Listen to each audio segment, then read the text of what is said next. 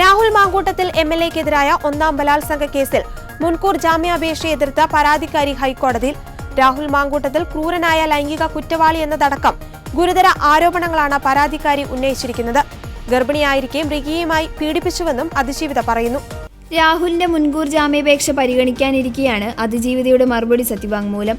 Nemom police register ചെയ്ത ആദ്യ കേസിൽ രാഹുലിന്റെ മുൻകൂർ ജാമ്യാപേക്ഷ സെഷൻസ് കോടതി തള്ളിയിരുന്നു. ഇതിനെതിരെയാണ് രാഹുൽ ഹൈക്കോടതിയെ സമീപിച്ചത്. കേസിൽ രാഹുലിന്റെ അറസ്റ്റ് ഹൈക്കോടതി തടഞ്ഞിരുന്നു. മൂന്നാമത്തെ ബലാത്സംഗ കേസിൽ രാഹുൽ അറസ്റ്റിലായ വിവരമടക്കം ഇന്ന് അന്വേഷണ സംഘം ഹൈക്കോടതിയെ അറിയിക്കും. രാഹുലിന് ജാമ്യം നൽകിയാൽ കേസിലെ സാക്ഷികളെ അടക്കം സ്വാധീനിക്കാൻ ഇടയുണ്ടെന്നും അന്വേഷണ സംഘം കോടതിയിൽ വ്യക്തമാക്കും.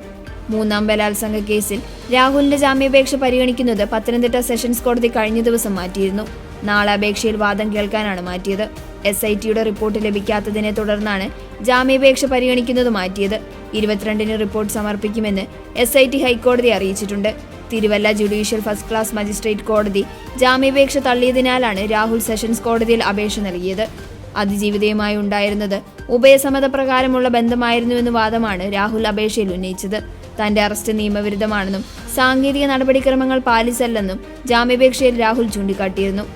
അന്വേഷണത്തിനോട് രാഹുൽ സഹകരിക്കുന്നില്ലെന്ന വിവരം വാദം നടക്കുമ്പോൾ കോടതിയെ അറിയിക്കാനാണ് പ്രോസിക്യൂഷൻ നീക്കം. ബലാത്സംഗ കുറ്റം നിലനിൽക്കുന്നതിനാവശ്യമായ തെളിവുകളുണ്ടെന്ന മജിസ്ട്രേറ്റ് കോടതിയുടെ നിരീക്ഷണം രാഹുലിന് തിരിച്ചടിയാണ്.